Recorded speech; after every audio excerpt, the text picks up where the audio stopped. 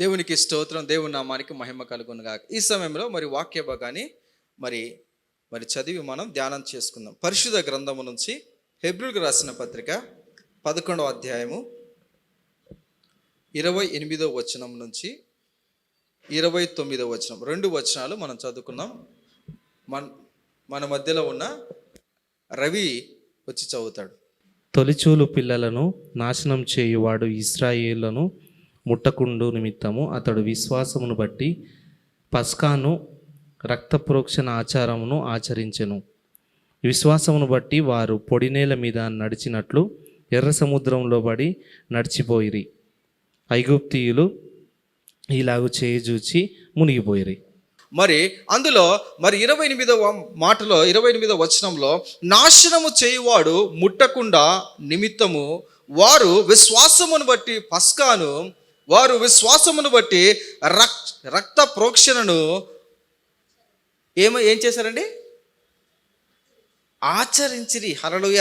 ఆచారమును ఆచరించిరి. హల్లెలూయ. దేవునికి స్తోత్రం. కాబట్టి ప్రియమైన వాళ్ళరా, ఆచారము అంటే గన అది కంటిన్యూటీ ఉంటుంది. హల్లెలూయ.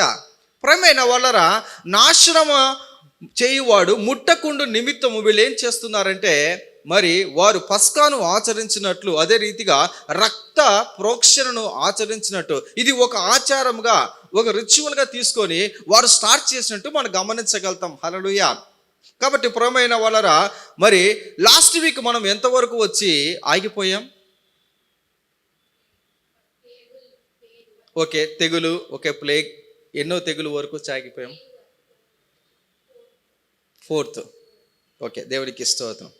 కాబట్టి ప్రియమైన వాళ్ళరా, ఫరో పోనీయకపోవడము ప్రభు శక్తిని చూపించడం మన టాపిక్, మన టైటిల్. ఫరో పోనీయకపోవడము ప్రభు శక్తిని చూపించడం, తెగుళ్ళు యెహోవా యొక్క తీర్పు. లాస్ట్ వీక్ ఎంతవరకు వచ్చి ఆగిపోయామంటే మనం అందరం కూడా ఈగ సినిమా వరకు ఆగిపోయాం. కరెక్టేనా? ఈగ మీకు గుర్తుండాలని అలా చెప్తున్నా, అంతే. ఈగ సినిమా వరకు వచ్చి కదండి. ఈగల ప్రభు అయిన బయల్జెబూలు అనే మరి ఆ దేవత పైన దేవుని శక్తి చూపించి మరి ఫరోకు భయాన్ని కలిగించినట్టుగా మనం గమనించగలుగుతాం. అయితే విమోచన చరిత్రను మనం తెలుసుకుంటూ నిర్గమకాండాన్ని మనం ఒక్కొక్కటిగా ధ్యానం చేస్తూ ఉన్నాము. నిర్గమకాండంలో దాదాపుగా 40 అధ్యాయాలు ఉన్నట్టు మనం గమనించగలుగుతాం. 40 అధ్యాయాలు కూడా 6 పార్ట్స్గా మనం విభజించుకున్నాం. హల్లెలూయా. మరి పార్ట్ 1లో చూస్తే మొదటి అధ్యాయం నుంచి 4వ అధ్యాయం వరకు కూడా మరి గమనిస్తే అక్కడ ఒక ప్రమాదం ఉంది.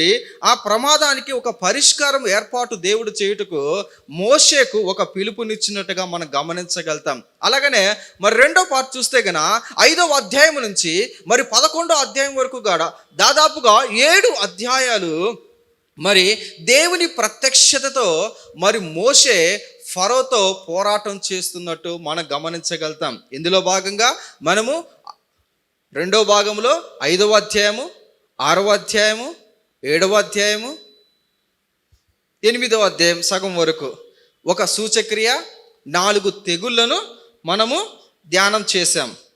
కాబట్టి ప్రియమైన వాళ్ళరా, దేవుడు ఈ తెగుళ్ళ ద్వారా మనకు నేర్పిస్తున్న పాఠాలేంటి, ఏమి నేర్చుకోవాలని దేవుడు ఈ తెగుల ద్వారా మనం ఏమి తెలుసుకోవాలని దేవుడు ఆశపడుతూ ఉన్నాడు. మరి ఈ తెగులను చూస్తే గమనించినట్లయితే 3 రకాలుగా మనము క్లాసిఫికేషన్ చేసుకున్నాం, అంటే డివిజన్ చేసుకున్నాం 3 రకాలుగా. మొట్టమొదటి తెగులు మరి 1 నుంచి అంటే 0, 1, 2 ఈ 3 రకాలైన తెగుళ్ళు, ఒక సూచక క్రియ. 2 తెగుళ్ళు వచ్చేసి దేనికి సంబంధించిందండి? నీరుకు సంబంధించిన ఐగుప్తు మరి దూత, అంటే ఐగుప్తు దేవతలపై దాడిగా మనం గమనించాము. అంటే కర్ర మరి పాముగా కావడము, 2వది వచ్చేసి నీరు రక్తముగా మారడము, తర్వాత 3వది వచ్చేసి కప్పలు రావడం. తర్వాత 2వ పార్ట్ చూస్తే గన నేలపైన అంటే భూమికి సంబంధించి, అంటే అర్త్కి సంబంధించి మరి 3వ తెగులు, 4వ తెగులు, 5వ తెగులు, 6వ తెగులు అంటే మరి పేలు అనే తెగులు, ఈగులు అనే తెగులు, పశువుల మంద పైన తెగులు, తర్వాత పొక్కుల పైన తెగులు. ఇది 2వదిగా. మరి 3వ పాటలో చూస్తే నింగికి సంబంధించి, అంటే నింగి కంటే స్కై, ఆకాశము, ఐగుప్తు మరి దేశంలో ఉన్న ఆకాశ దేవతల పైన, దేవుళ్ళ పైన యెహోవా శక్తి చూపించినట్టు మనం గమనించగలుగుతాం. అందులో భాగంగా 7వ తెగులు, 8వ తెగులు, 9వ తెగులు, చివరి తెగులు 10వ తెగులు. మరి అగ్నితో వడగండ్ల వాన, మరి మిడతలు, మరి చీకటి, మరి మరణం. హల్లెలూయా. కాబట్టి 4 తెగుళ్ళుగా మరి మనం గమనించాం. ఇదంతా కూడా మరి పరిచయం మాత్రమే. ఎందుకంటే లాస్ట్ వీక్ చాలామంది రాలేదు కాబట్టి ఒక చిన్న పరిచయాన్ని ఇచ్చాను అనమాట. హల్లెలూయా. మరి 5వ తెగుల్లో మనం ధ్యానం చేద్దాం. నిర్గమకాండము 9వ అధ్యాయం తీయండి. నిర్గమకాండము 9వ అధ్యాయము 1 నుంచి 7 వచనాలు చదవండి. తరువాత యెహోవా మోషేతో ఇట్లనెను, నీవు ఫరో యొద్దకు వెళ్ళి నన్ను సేవించుటకు నా ప్రజలను పోనిమ్ము.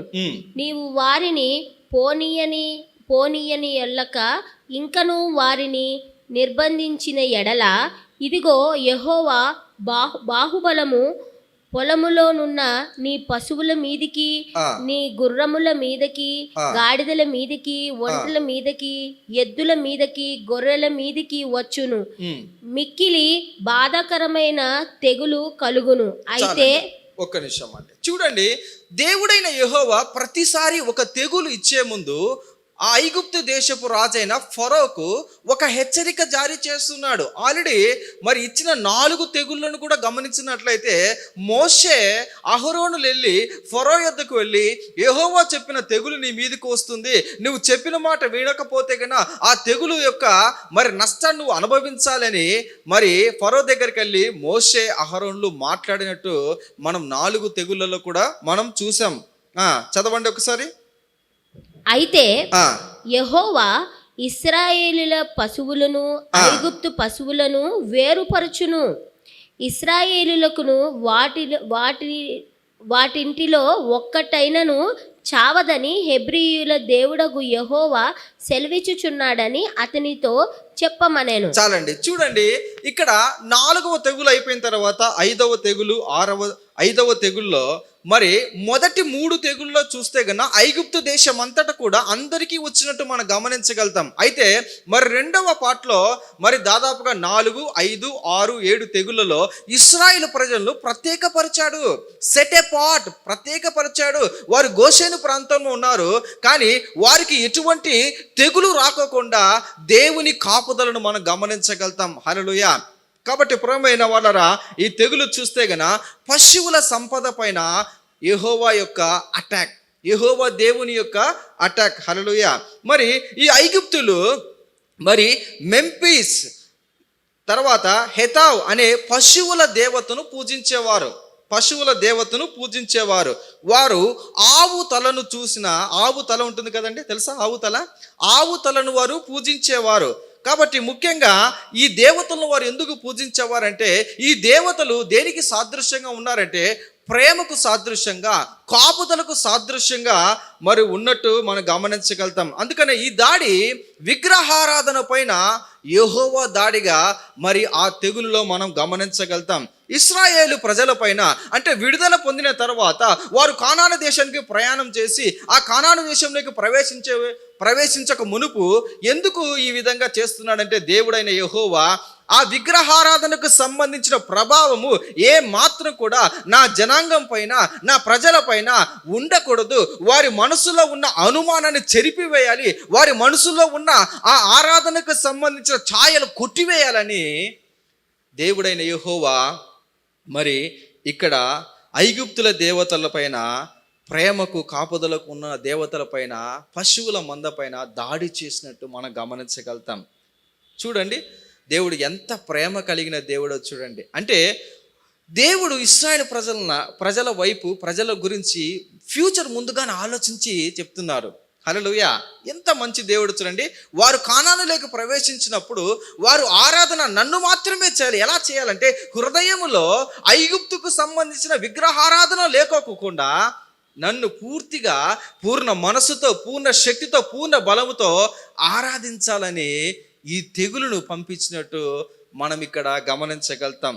చూడండి, ఇంతగా దేవుడు ప్రేమించినా కూడా ఇశ్రాయేలు ప్రజలు మనందరికీ తెలుసు, వారు ఎర్ర సముద్రం దాటి వచ్చిన తర్వాత అరణ్య మార్గంలో వెళుతుండగా వారు మోషే యెహోవా కొండపైకి వెళ్ళి 40 రోజులు ప్రార్థన చేస్తున్న సమయంలో వీరి కింద ఏం చేశారండి?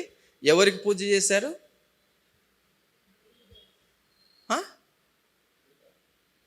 ఏ దూడకు?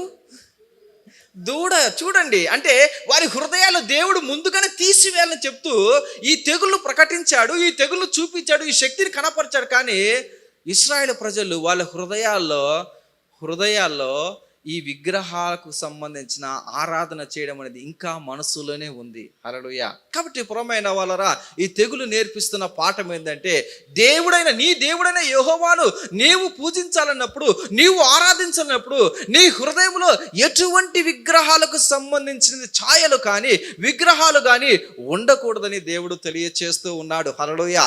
దేవునికి స్తోత్రం. హల్లెలూయా.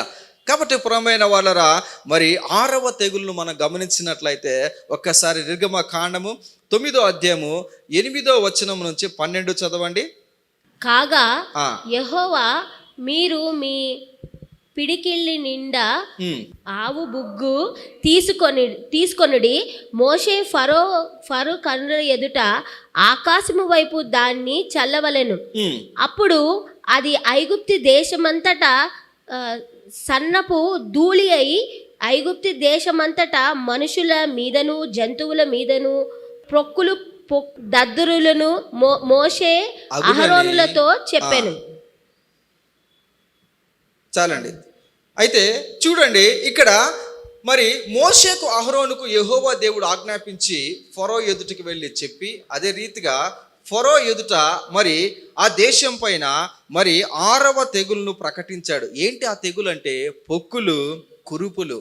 ప్రియమైన వాళ్ళరా, ఒకసారి ఆలోచించండి, ఎందుకు ఈ విధంగా చేస్తున్నాడు దేవుడు అంటే, ఐగుప్తులో ఉన్న దేవతలు, ఏ దేవతలైతే వీరు ఆరాధిస్తున్నారో, ఏ దేవతలైతే శక్తిమంతులు, ఏ దేవతలైతే మమ్మల్ని కాపాడుతాయి, ఏ దేవతలైతే మాకు ఆహారం ఇస్తాయి, ఏ దేవతలైతే మాకు ఖచ్చితంగా కాపుదల ఇస్తాయని వారు అనుకుంటున్నారో, వారు పూజిస్తున్నారో, ఆ పూజించే ప్రతి ఒక్క దేవత పైన కూడా యెహోవా దాడి చేస్తూ ఉన్నాడు. ఐగుప్తులంట ఐసిస్ అనే దేవతను పూజించేవారు.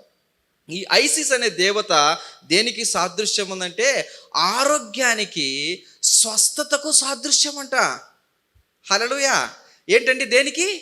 ఆరోగ్యానికి, స్వస్థతకు. అందుకనే యెహోవా దేవుడు ఏమి చేస్తున్నాడంటే, మరి ఈ పొక్కులు దుద్దురులు ఎందుకు పంపించారంటే, ఐగుప్తులకు ఒక సవాలు. ఏంటి సవాల్ అంటే, మీరు కొలుస్తున్న మీ ఐసిస్ దేవత ఇప్పుడు పంపించిన పొక్కులు కానీ దుద్దురులు కానీ తీసివేటుకు స్వస్థత ఇస్తాడా? ఆరోగ్యం వస్తుందా మీకు? ప్రేమైన వాళ్ళ, ఎందుకు ఈ విధంగా యెహోవా దేవుడు చేస్తున్నా అంటే, అదే జనాంగంలో, అదే ఐగుప్తు దేశంలో మరి బానిసత్వంలో ఉన్న ప్రజల ఆలోచనలో కూడా ఈ ఐసిస్ దేవత స్వస్థత కావాలంటే, ఆరోగ్యం కావాలంటే వీళ్ళందరూ అక్కడికి వెళ్ళి పూజిస్తారు కదా అనే ఆలోచన మనసులో ఉంది. అందుకనే ఒకవైపు ఐగుప్తులకు ఒక ఛాలెంజ్ విసురుతూ, రెండో వైపు కాయిన్కు ఇంకొక వైపు ఇశ్రాయేలు హృదయములో ఉన్న ఈ ఛాయ, ఈ అనుమానాన్ని, దీనంతటి తీసేదానికి దేవుడు మరి 6వ తెగులును పొక్కులు, కురుపులు అనే మరి శరీరం పైన దాడి చేసినట్టు మనం గమనించగలుగుతాం. ఎటువంటి భయంకరమైన తెగులు అంటే, చివరికి అక్కడ పనిచేస్తున్న శకునగాళ్ళు, మంత్రగాళ్ళపై కూడా ఈ శరీరం పైన ఈ దుద్దుర్లు, ఈ పొక్కులు వచ్చినట్టు మనం గమనించగలుగుతాం. హల్లెలూయా. ఒక్కసారి చూడండి. కాబట్టి వారు ఆవు బుగ్గి తీసుకొని వచ్చి ఫరో ఎదుట నిలిచిరి. మోషే ఆకాశము వైపు దాన్ని చల్లగానే అది మనుషులకును జంతువులకును పొక్కులు దద్దురులాయెను. ఆ దద్దురుల వలన శకునుగాండ్లు మోషే ఎదుట నిలవలేకపోయిరి.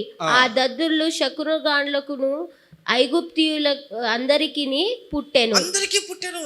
ప్రేమైన వాళ్ళరా, దేవుడు ఏమి చేస్తున్నాడంటే, ఎటువంటి దాడి చేస్తున్నాడంటే, ఎవరైతే ఐగుప్తు దేవతలను పూజిస్తూ ఉన్నారో, అంటే ఈ దేవత నన్ను కాపాడుతుంది, ఈ దేవుడు నన్ను కాపాడుతాడు, ఈ దేవుడు ఈ దేవత నాకు స్వస్థత ఇస్తుంది, అనారోగ్యం ఉన్నప్పుడు నాకు స్వస్థత ఇస్తుంది, ఖచ్చితంగా నాకు వచ్చేసి వైద్యం చేస్తున్నది, ఏ దేవత దేవుడి దగ్గరికి వెళ్ళి వీళ్ళు మొక్కుతున్నారో పూజిస్తున్నారో ఆ దేవత పైన దాడి చేస్తూ ఏం తెలియచేస్తున్నా అంటే, స్వస్థతనిచ్చే దేవుణ్ణి నేనే, హల్లెలూయా, ఆరోగ్యమునిచ్చే దేవుణ్ణి నేనే, కావాలంటే మీరు చెక్ చేసుకున్నని మరి ఈ ఐగుప్తులో 6వ తెగులు పంపించినట్టు మనం గమనించగలుగుతాం.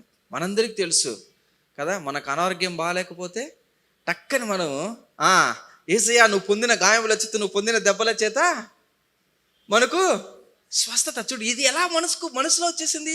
మనసులో నువ్వు ఇంత ముందు ఉన్నప్పుడు అనేక ఆలోచనలు, అనేక అన్యాచారాల్లో నువ్వు ఉన్నావు. అవన్నీ యేసుక్రీస్తు వారు తన రక్తము చేత అవన్నీ కొట్టివేసిన తర్వాత ఇప్పుడు నీకు ఏ సమస్య వచ్చినా టక్క నువ్వు యేసయ్యా నువ్వు నాకు స్వస్థత ఇస్తావు అని నువ్వు అడగగలుగుతున్నావు. ఇశ్రాయేలు ప్రజలకు కూడా ఇదే దేవుడు నేర్పిస్తున్నాడు. ఏం నేర్పిస్తున్నాడంటే, నీవు ఈ ఐగుప్తు దేశం నుంచి విడిచిపెట్టిన తర్వాత నీకు స్వస్థత ఇచ్చేది ఎవరంటే, నీకు ఆరోగ్యం ఇచ్చేది ఎవరంటే నేనే అని తెలియచేయటకు. అందుకని నిర్గమకాండం 15:26 చదివితే గన ఒక మాట చక్కగా రాసి పెట్టుంటది. నాకు ఎప్పుడు అర్థమయ్యేది కాదు ఎందుకు ఈ మాట అడిగాడని. ఒకసారి చూడండి. మీ దేవుడైన యెహోవా వాక్కును శ్రద్ధగా విని ఆయన దృష్టికి న్యాయమైనది చేసి ఆయన ఆజ్ఞలకు విధులైన ఆయన కట్టడలను నడిచిన ఎడల నేను ఐగుప్తీయులకు కలుగజేసిన రోగములలో ఏదియు మీకు రానియను. నేను ఐగుప్తులకు కలగజేసిన రోగాల్లో ఏది కూడా మిమ్మల్ని టచ్ చేయదు. నిన్ను స్వస్థపరచు యెహోవాను నేనే అనెను. యెహోవాను నేనే అనెను. హల్లెలూయా. చూడండి, కాంటెక్స్ట్ చదివితే గన అక్కడ ఏమన్నా అనారోగ్యం వాళ్ళకుందా? ఆ 15వ అధ్యాయంలో అనారోగ్యం ఏముందా వాళ్ళకు? ఎందుకు మళ్ళీ దేవుడు తెలియజేస్తున్నాడు అంటే, దేవుడు జ్ఞాపకం చేస్తున్నాడు, స్వస్థపరచేవాడిని నేనే, ఖచ్చితంగా ఆరోగ్యం ఇచ్చేవాడిని నేనే, నిన్ను సృష్టించిన వాడిని నేనే. అంటే ఒకవేళ నీకు అనారోగ్యం వస్తే నువ్వు మళ్ళీ ఐగుప్తు వైపు చూసి ఐసిస్ దేవతను పూజిస్తే నాకు స్వస్థత వస్తుంది కదా అని తిరుగుతావేమో ముందే చెప్తున్నాడు. హల్లెలూయా, దేవునికి స్తోత్రం. కాబట్టి ప్రియమైన వాళ్ళరా, 6వ తెగులును మనం చూసాం. 7వ తెగులు నుంచి మనం గమనించినట్లయితే మరి 10 రకాల తెగుల్లో 3 రకాలుగా వర్గీకరణ చేసుకున్నాం. ఈ 3వ రకంగా తెగులు ఏంటి అంటే, తెగుళ్ళు ఏంటి, 4 తెగుళ్ళు ఏంటంటే, నింగి పైన ఆకాశపు దేవతల పైన దాడి. ఏంటండి? మొదటిది నీరు పైన, రెండవది నేలపైన, మూడవది నింగి. హల్లెలూయా. కాబట్టి ఐగుప్తు ఆకాశ దేవతల పైన దాడిగా మనం చూస్తున్నాం. ఒకసారి నిర్గమకాండము 9వ అధ్యాయం 13 నుంచి 15 వరకు చదవండి. తరువాత యెహోవా మోషేతో ఇట్లనెను, హెబ్రీయుల దేవుడైన యెహోవా ఇలాగు సెలవిచ్చుచున్నాడు, నీవు తెల్లవారగానే లేచిపోయి ఫరో ఎదుట నిలిచి నన్ను సేవించుటకు నా జనులను పోనిమ్ము. ఒక్క నిమిషం చూడండి, దేవుడైన యెహోవా ఎంత ప్రేమించే దేవుడు, ఎంత కృప చూపించే దేవుడు, అన్యుల సైతం నాశనం కాకుండా చనిపోకుండా ప్రతిసారి వెళ్ళి చెప్తూనే ఉన్నాడు, నా జనులను నువ్వు పోనివ్వు, నా జనులను నువ్వు పోనివ్వు అని. అంటే ఫరో పోనిస్తున్నాడండి. చదవండి ఒకసారి. సమస్త భూమిలో నా వంటి వారెవరు లేరని నీవు తెలుసుకొనవలెనని ఈసారి నేను నా తెగుళ్ళనియు నీ హృదయము నొచ్చునంతగా నీ సేవకుల మీదికి నీ ప్రజల మీదికి పంపెదను. చాలండి. చూడండి, దేవుడైన యెహోవా చెప్తుంటే ఇప్పుడు నీ హృదయం నొచ్చుకునేంతగా, అంటే ఈ ముందు జరిగిన 6 తెగుళ్ళలో మరి ఆయన హృదయం నొచ్చుకుందా? అంటే నొచ్చుకోలేదనే కదా, అంటే నొప్పి తగలే ఫరోకు. అందుకని ఏమన్నా కానీ సరే చూద్దామని ఆలోచనతో మరి యెహోవా ప్రజలను పోనివ్వకుండా అడ్డుకున్నట్టు, ఆపినట్టు మనం గమనించగలుగుతాం. చదవండి తర్వాత. భూమి మీద నుండకుండా నీవు నశించిపోవునట్లు నేను నా చెయ్యి చాపి యుంటిని. నేను నిన్నును నీ జనులను తెగులతో కొట్టి వేసియుందును.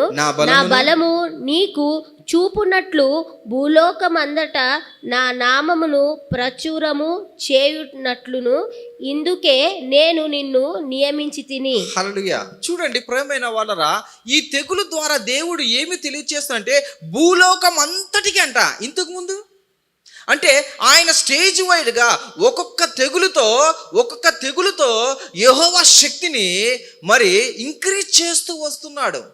హల్లెలూయా. మొట్టమొదటగా పాము, ఆ కర్ర వేసినప్పుడు పాము అయింది. అప్పుడు ఏంటి, మోషే, అహరోన్లు, ఇశ్రాయేల్ ప్రజలు దే ఆర్ వెరీ కాన్ఫిడెంట్. మెల్లమెల్లగా అంటే మెల్లమెల్లగా ఇంక్రీజ్ చేస్తూ వెళ్తున్నాడు. మరి ఇక్కడికి వచ్చేలకలు ఏముంటాయంటే ప్రపంచమంతటా ఏంటి, భూలోకం అంతటా నా నామం ప్రచురం చేయనట్లు ఈ తెగులును నీ మీదికి పంపిస్తున్నాను. ఇంతకు ఏం తెగులు అసలు కది? ఒకసారి 18 చదవండి. ఇదిగో రేపు ఈ వేళకు నేను మిక్కిలి బాధాకరమైన వడగండ్లను కురిపించెదను.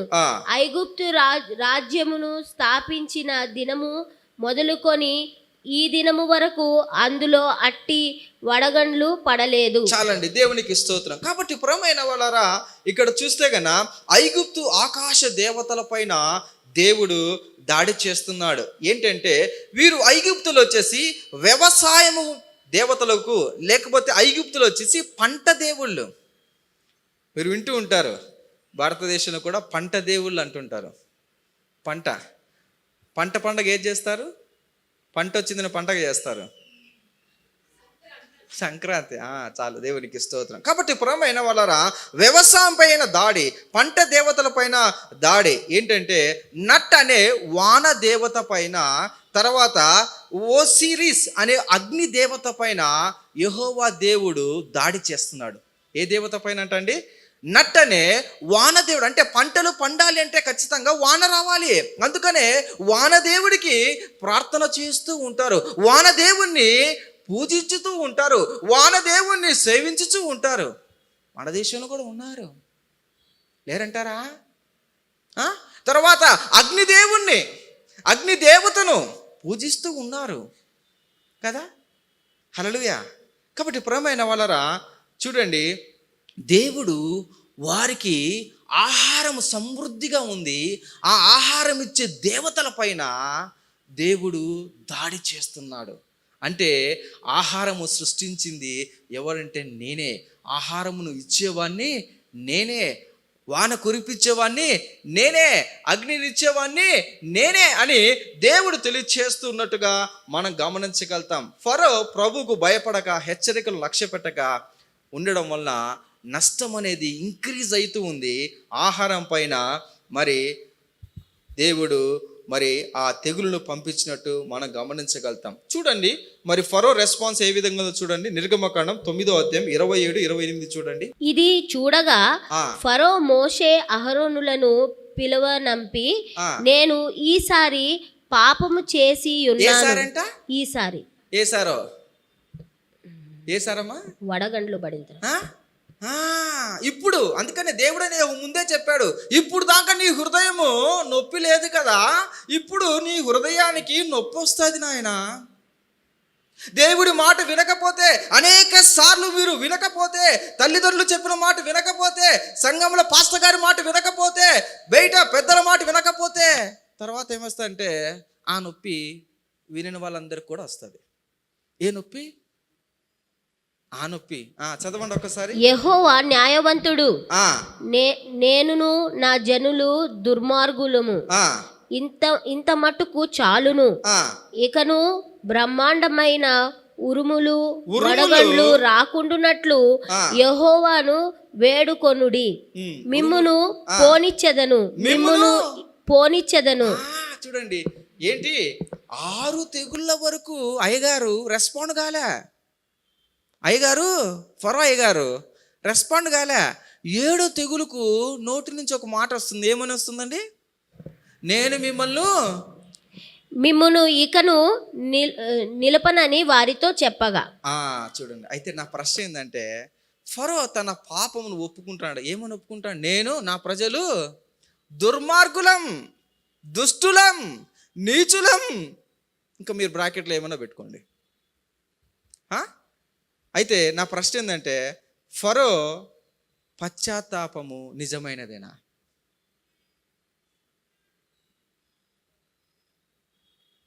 Repentance is real, true?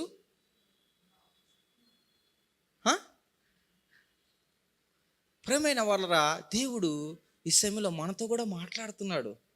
మనం దేవుని దగ్గరికి చాలాసార్లు వెళ్తాం. వచ్చి నెక్స్ట్ టైం నువ్వు సినిమాకి పోను, నెక్స్ట్ టైం నేను అక్కడికి పోను, నెక్స్ట్ టైం ఈ మీటింగ్కి వెళ్ళాను, నెక్స్ట్ టైం అక్కడికి వెళ్ళాను, ఇక్కడికి వెళ్ళాను, నన్ను ఇదొక్కసారి క్షమించేసాయి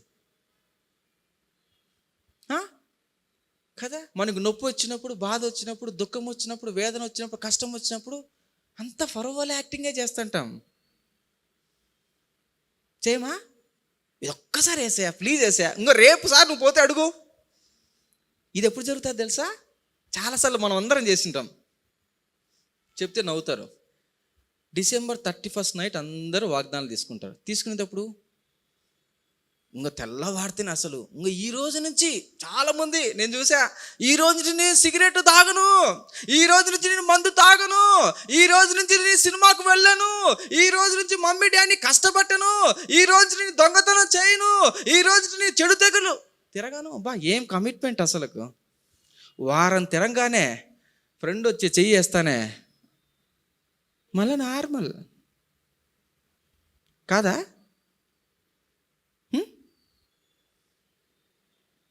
కాబట్టి ప్రేమైన వాళ్ళరా, ఫరో పశ్చాత్తాపము నిజమైనదేనా?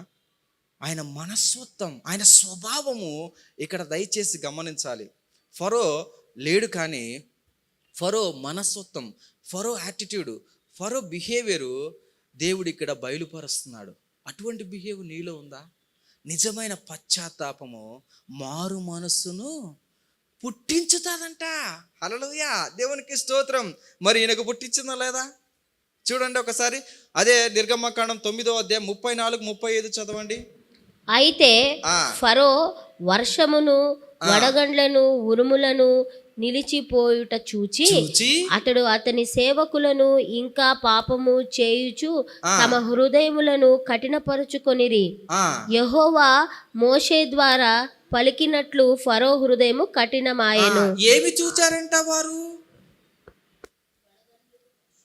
నిలిచిపోవుట చూచారంట. వాళ్ళు ఏం చూశారంట?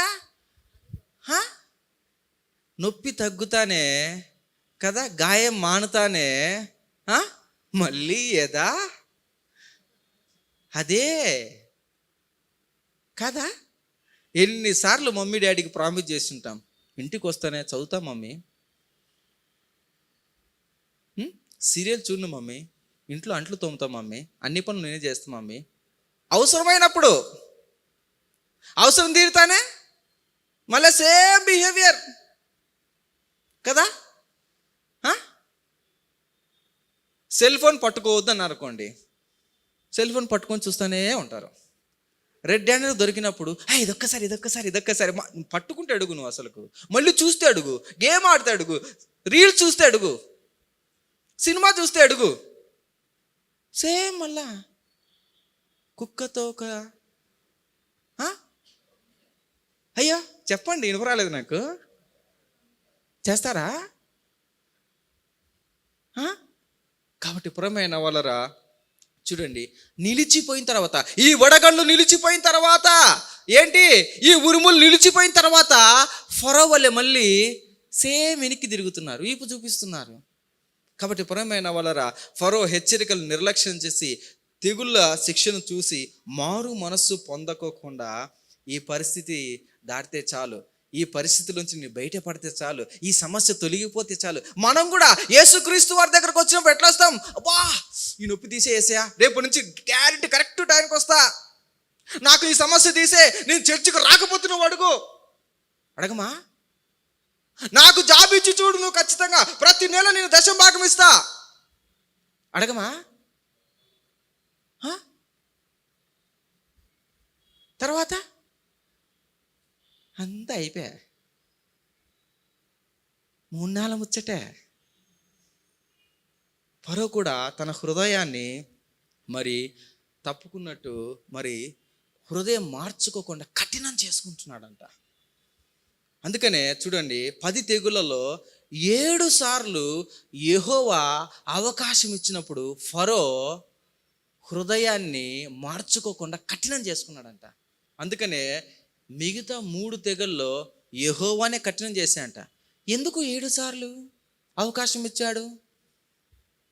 7 సంపూర్ణ సంఖ్య, అంటే సంపూర్ణంగా అవకాశాలు ఇచ్చాడు. మారు నాయనా, నువ్వు మారకపోతే నువ్వు పోతావు. 7 సార్లు సంపూర్ణంగా అవకాశం ఇచ్చాడు. ఇక వీడు మారడు అని 3 సార్లు చెప్పలేంగా. ఈయనే హృదయం కఠినం చేశాడు. నువ్వు ఫిక్స్ అయిపోయినా కదా, నేను ఫిక్స్ అయిపోతే ఎందుకు ఉరికేంగా? నువ్వు మాటినావు, నేను మాటినా ఎందుకు ఉరికేంగా? ఇంట్లో తల్లిదండ్రులు ఎన్నిసార్లు చెప్తుంటారు, మాట వింటరా, ఇదొక్కసారి వినరా, ఇదొక్కసారి వినరా, ఇదొక్కసారి వింటావా?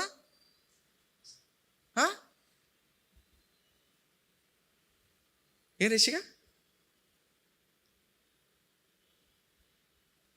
దయచేసి ఈ సమయంలో దేవుడు తెలియచేసిన మాట, నీవు నీ తల్లిదండ్రుల మాట వినాలి, మీ సంఘ కాపరి పాస్టర్ గారి మాట వినాలి, మీ పెద్దల మాట మీరు వినాలి. అక్కడే వినేది రాకపోతే డైరెక్ట్గా దేవుడు చెప్తే వింటారా? దేవుడు చెప్తేనే వింటాం అంటే తల్లిదండ్రులు అంటానులే, నాకు డైరెక్ట్గా ముందు నీకు తల్లిదండ్రులు చెప్పిన మాట వినకపోతే, ముందు నీ సంఘ కాపరి చెప్పిన మాట నువ్వు వినకపోతే, నువ్వు దేవుడు చెప్పిన మాట వింటావా? అంత ఫరో స్టైలే, ఎప్పుడు కట్టు కాపీ. దేవునికి స్తోత్రం. చూడండి ప్రియమైన వాళ్ళరా, ఎటువంటి మనస్సు కలిగి ఉన్నాడో చూస్తే ఒక్కసారి చూడండి. నిర్గమకాండం 5వ అధ్యాయం 2వ మాట చదవండి.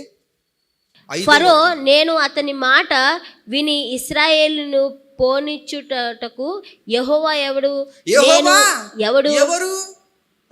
నేను యెహోవాను ఎరుగను ఇశ్రాయేలును పోనీయనెను.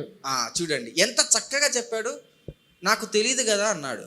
అందుకనే నీట్గా ఒక సూచక క్రియ చేసి చూపించాడు. విన్నాడా? 2వ తెగులు ఇచ్చాడు. మొదటి తెగులు ఏంటి? నీరు రక్తంగా అయిపోయింది. విన్నాడా? మరి 2వది వచ్చేసి కప్పలు తీసుకొచ్చాడు. విన్నాడా? మరి 3 వచ్చేసి ఏంటి? పేలు. విన్నాడా? మరి 4వది ఈగలు తీసుకొచ్చాడు. విన్నాడా? మరి 5వది పశువుల మంద పైన తీసుకొచ్చాడు. విన్నాడా? మరి 6వది ఏంటి? 6వది వడగళ్ళు, పొక్కులు కురుపులు తీసుకొచ్చాడు. 6వది విన్నాడా? 7వది 7 సార్లు సంపూర్ణంగా దేవుడైన యెహోవా అవకాశం ఇచ్చాడు. ఎంత చెప్పినా వినకపోతే ఏం జరుగుతుందండి? సమస్య జటిలమైపోతుంది. అవకాశాలు పోగొట్టుకుంటే మళ్ళీ రావు. 2వది చూస్తే ఫరో మరి ప్రజలను విడిచిపెట్టే బదులు మోసంతో కూడిన అవకాశాలు ఇస్తున్నట్టుగా మనం గమనించగలుగుతాం. ఏంటి? ఫరో బాధ కలిగినప్పుడు, అవకాశం వచ్చినప్పుడు ఎటువంటి మోసముతో కూడిన ఆలోచనలు చేస్తూ మరి తన్ను తాను తగ్గించుకున్నట్టు యాక్టింగ్ చేస్తూ మిమ్మల్ని పోనిస్తాను, మీ ప్రజలను పోనిస్తాను అని చెబుతూ మళ్ళీ దాచిపెట్టినట్టుగా మనం గమనించగలుగుతాం. చూడండి ప్రియమైన వాళ్ళరా, మోసంతో అడ్డుకోవడం, రాజీతో అడ్డుకోవడం అనేది సలహాలు ఇచ్చినట్టు మనం గమనించగలుగుతాం. ఆఫర్స్ సౌత్ ఇండియా మాల్లో డిస్కౌంట్స్, మీరు ఎక్కడికి పోకూడదు, ఇక్కడికే రావాలి. ఎందుకు డిస్కౌంట్ ఇస్తారు తెలుసా? ఏంటి? వేరే షాపు వైపు కన్నులు ఎత్తకోకుండా మీ కన్నులు యథావిధిగా ఎక్కడికి రావాలి? ఇదే షాప్కు రావాలి. 1 కొంటే 2 ఫ్రీ. ఫరో కూడా అట్లే చేస్తున్నాడు. చూద్దాం ఫరో ఇచ్చిన అవకాశాలు ఏంటి, మరి ఫరో ఎటువంటి అవకాశాలు ఇచ్చాడో, అవకాశాల ద్వారా దేవుడు ఏం మాట్లాడుతున్నాడో ఒక్కసారి మనం గమనిద్దాం. నిర్గమకాండం 8వ అధ్యాయం 28వ మాట చదవండి. అందుకు ఫరో, మీరు అరణ్యములో మీ దేవుడైన యెహోవాకు బలి అర్పించుటకు మిమ్మును పోనిచ్చెదను, కానీ దూరము పోవద్దు. ఎక్కడికి? ఆరాధించేదానికి నీకు స్థలం ఇస్తా. ఏంటి? ఆరాధించేదానికి. అంతకు ముందు వరకు ఏం చెప్తున్నాడు? నేను పోనివను కూర్చున్నాడు. ఇప్పుడు ఆరాధించుకునే దానికి మీకు ఒక స్థలం ఇస్తా. ఇది అపవాది సలహా. ఎలా అంటారా? ఏంటి? ఐగుప్తు దేనికి సాదృశ్యంగా ఉంది? ఐగుప్తు లోకానికి సాదృశ్యంగా ఉంది. ఐగుప్తు దేనికి సాదృశ్యంగా ఉంది? చీకటికి సాదృశ్యంగా ఉంది. ఐగుప్తు దేనికి సాదృశ్యంగా ఉంది? మరణానికి సాదృశ్యంగా ఉంది. ఈయనేమంటున్నాడు? అత్తాపూర్లో లేకుండా లంగర్ హౌస్లో మీకు ప్లేస్ ఇస్తా అంటున్నాడు. మనం ఏమంటున్నాం? యుఎస్కి వెళ్ళాలి అంటున్నాం మనం.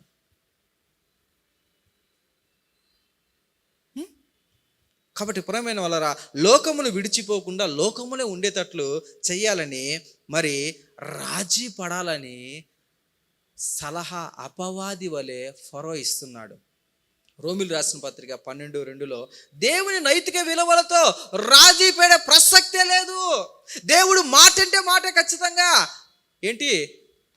100 కదా 99 అన్నా కూడా దేవుడు ఒప్పుడు 100 కావాలంటాడు. హల్లెలూయా. కాబట్టి రాజీ పడమని ఆయన సలహా ఇస్తున్నాడు. ఇక్కడి నుంచి ఈ ప్లేస్ కాకుండా ఆ ప్లేస్కి వెళ్ళి చేసుకోండి. ఈయనేమంటున్నాడు? పాలు తేనెలు ప్రవహించే దేశానికి వెళ్ళాలా వాళ్ళు? అక్కడ ఆరాధన చేయాలా? ఎక్కడ? సియోనులో ఆరాధన చేయాలా? వాళ్ళు ఎక్కడికి రావాలి? నేను నియమించిన దేశానికి రావాలి. నేను నియమించిన పట్టణానికి రావాలి. నేను నియమించిన వారికి ఆ స్థలానికి రావాలంటే ఈయనేమంటున్నా అంటే, మీరు ఈ కొద్దిగా దగ్గరలో ఏం జరుగుతుంది మాస్టారు అని అడగచ్చు. ఏం జరుగుతుంది అట్లా చేస్తే? ఏం జరుగుతుందా ఒకసారి చూద్దాం. ఆదికాండము 13వ అధ్యాయం 10వ వచనం తీయండి. ఏం జరుగుతుందో. లోతు తన కనులెత్తి యోర్దాను ప్రాంతమంతటిని చూచెను. యెహోవా సొదొమ గొమొర అను పట్టణములను నాశనము చేయక మునుపు సోయారుకు వచ్చు వరకు అదంతయు యెహోవా తోటవలే ఐగుప్తు దేశము వలెను. దేని వల్లంట? నీళ్లు పారు దేశం. ఐగుప్తు దేశము వలెను. ఈయన లోతు వచ్చేసి ఎవరు? విశ్వాసుడే. ఈయన కూడా దేవుని మాట ప్రకారం అబ్రహాంతో పాటు అన్ని విడిచి వచ్చిన వ్యక్తి. లోతు ఏం చేస్తున్నాడంటే అబ్రహామును వదిలి ఎక్కడికి వెళ్తున్నాడు? ఏ స్థలానికి వెళ్తున్నాడు? ఎక్కడ? ఐగుప్తు దేశంలో ఒక పాటలో ఈయన నివసించడానికి పోతున్నాడు. ఏమైంది? స్టోరీ అందరికి తెలుసా లేదా? ఏంటి? ఈ నుంచి అడిగిపోతే ఏమైనా ప్రాబ్లమా? నార్త్లో ఉండే వాళ్ళు సౌత్లోకి వస్తే ఏమైనా ప్రాబ్లమా? దేశం ఒకటేగా కాదా? ఐగుప్తు అంటే ఒకటే దేశం కదా. నార్త్లో ఉంటే ఏం జరగదు, సౌత్లో ఉంటే బాగా జరుగుతుంది. సౌత్లో ఒకవేళ ప్రాబ్లం అయితే ఈస్ట్లోకి వెళ్దాం, ఈస్ట్లో ప్రాబ్లం అయితే వెస్ట్లోకి వెళ్దాం. మొత్తానికైతే ఐగుప్తు మాత్రం మనం వదిలేయద్దు. అంటే లోకాన్ని మాత్రం మనం వదిలేయద్దు కదా. సినిమాలు మానేనంటే ఎవరైనా మానేస్తారా? సీరియల్స్ మానంటే ఎవరైనా మానేసేస్తారా? మానరు. అటు ఇటు. కాబట్టి ప్రేమైన వాళ్ళరా, లోతు జీవితం ఏం జరిగింది తెలుసా? ఐగుప్తులోకి వెళ్ళాడు, మంచిగా అన్ని సంపాదించుకున్నాడు, బాగా ఉన్నాడు, బాగా బతికాడు. బయటకు వచ్చేటప్పుడు ఎలా వచ్చాడు? ఎలా వచ్చాడు? ప్రాణాలు అరచేతిలో పట్టుకొని బిక్కు అంటూ లోకం ప్రేమైన వాళ్ళరా, దేవుని నమ్ముకున్న వాళ్ళరా, లోకంలో ఎప్పుడు ఉన్నా కూడా లోకంలో నుంచి నువ్వేమీ తెచ్చుకోలేవు. లోకంతో నీకేం పని? స్థలం చాలా ప్రాముఖ్యమైంది. ఓకే, ఇక రెండోది చూద్దాం. నిర్గమకాండం అదే అధ్యాయం 8వ అధ్యాయం 28వ మాట ఒక్కసారి చదవండి. అందుకు ఫరో, మీరు అరణ్యములో మీ దేవుడైన యెహోవాకు బలి నర్పించుటకు మిమ్మును పోనిచ్చెదను కానీ దూరము పోవద్దు. ఏమంటున్నాడు మళ్ళీ? మరియు పోనిస్తా, ఆరాధించుకో అని చెప్తున్నాడు, స్థలం ఇస్తా అని చెప్తున్నాడు. మళ్ళీ ఏమంటాడు? దూరం పోవద్దంట. ఏం దూరం పోతే ఈయనకేం ప్రాబ్లం? నా ప్రశ్న, దూరం పోతే ఈయనకేం ప్రాబ్లం? ఆంక్షలు పెడుతున్నాడు. మొదటిది ఏం పెడుతున్నాడు? ఆరాధనకు స్థలం ఇస్తాను కానీ ఇక్కడే ఉండను అంటున్నాడు. రెండోది ఏం చేస్తున్నాడంటే ఆంక్షలు పడుతున్నారు. శాంక్షన్స్ అంటారా? విన్నారా? ఆంక్షలు. ఏంటి ఆంక్షలు? నేను చెప్పినట్టు వినకపోతే ఇప్పుడు మన దేశం పైన యుఎస్ఏ ఆంక్షలు విధించింది, శాంక్షన్స్. దూరం వెళ్ళొద్దంట. ఏం దూరం వెళ్ళొద్దు? ఎందుకు? చదవండి ఒకసారి అదే మాట. దూరము పోవద్దు మరియు నా కొరకు వేడుకొనుడనెను. బా, మళ్ళీ నా కొరకు వేడుకొనంట. దూరం పోవద్దు మరియు నా కొరకు వేడుకొనంట. ఎందుకు ఆ మాట చెప్తున్నాడు? దూరం పోవద్దని. దూరం పోవద్దంటే ఏంటంటే బార్డర్లో ఉండు, అంటే నాకు టచ్లో ఉండు,